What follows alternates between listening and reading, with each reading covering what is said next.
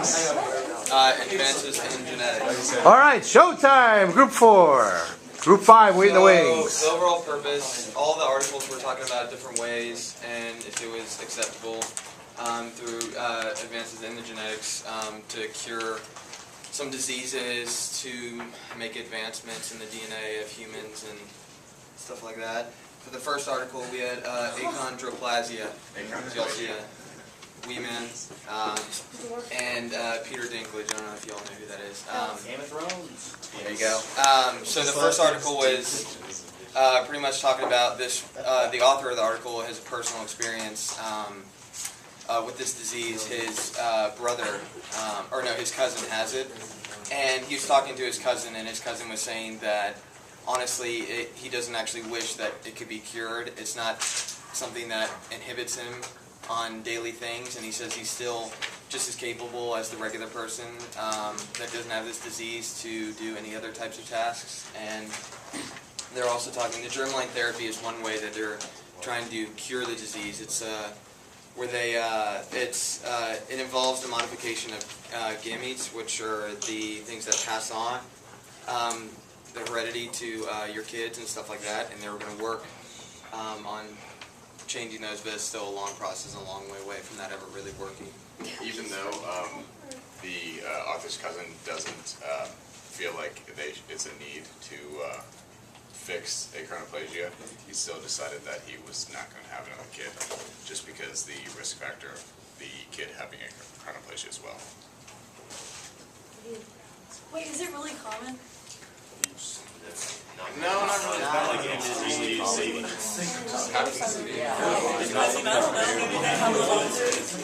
it's becoming more more common. And then they have the talk about using eggs to, they're wanting to gain more access to female eggs, to grow the eggs for about 5 days and then harvest the stem cells from them, to use those stem cells to cure different types of diseases like Parkinson's and diabetes. And doing that, if they can harvest the stem cells, they're trying to use a way to like regrow, use those cells to, you know, kind of replicate to get rid of the bad cells in their body and replace them with these. But So can they just shoot up one day or something? no, it's obviously a lot more difficult, and they're not able to make big leaps in the studies because they don't have as much access to the eggs, because a lot of people don't find it ethical, and also there's a lot of argument between like whether or not a woman should be selling her own eggs. And they're getting arguments that like some people are paying women on top of the procedure, like paying for the procedure to give eggs, but then they're saying that even if they're being, like the procedure's being paid for, that they shouldn't be paid on top of that because it's like giving away a woman's body for money. And they want to pay the women because that way they can gain more access to eggs. Because if you pay the women on top of the procedure for their eggs, you're going to have more people that want to donate their eggs. But people don't like the idea that they're not actually using the eggs to, like a sperm bank, you're not actually donating the eggs to future great children, you're using the eggs to harvest the stem cells. So, I mean, it upsets some people. And then there was also a quote that says, we don't want the bodies of the poor used for the needs of the wealthy, because it's usually like the poor women going to get their eggs taken, I guess. And it's usually the wealthy people who are the ones that need the stuff to like get away from the, Shouldn't they be like glad to be able to put their eggs into a good cause? I mean, there are good people, cause. but I mean, it is. Not everybody. It's the eggs. Wait, are they taking the eggs from the dwarfs or they're... No. Second. yeah, it's a different article. From regular. Wow. David Headlight. That's on video too. Okay. And then the third way, they're using animals to make advancements in genetics. You can see the using animals to, clone, using some animals to grow different body parts. The pig and the sheep have been cloned.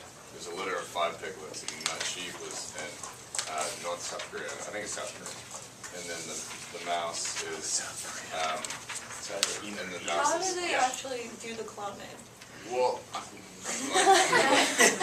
I couldn't exactly tell you that I'm not a exact. scientist. But they also alter their genes so that as you can see, the mouse over there, it also has its genes altered so that the ear isn't, the skin on the ear isn't accustomed to the rat's or the mouse's skin. It's more Of a human species. of the human skin. When they cut off the ear, does the animal die?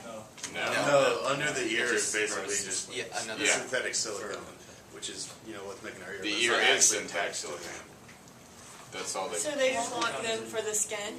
past the Yes, skin. basically just like an organ Some mouses transplant. do actually regenerate their skin. The ear And then is when they clone the sheep and the pig, they're thinking if they can, start cloning these animals, they're trying to use that as a way to, maybe start cloning different body parts. But I mean, it's small steps and it's a lot more difficult, and you obviously don't have they don't have as much money to do this stuff. And they're using like organs to transfer into humans, but the bodies are like rejecting them, and they don't know the long term because Through sugar. Yeah. yeah. It could take. One of the sugars that's in the pig's body, like when it gets put into the human's body, it rejects it within like 5 minutes, and like the organ turns black. So why they're trying to clone the pigs is because they want to figure out a way to clone the pigs that don't have that certain sugar or chemical in it, so when they transfer their organs, that they wouldn't reject.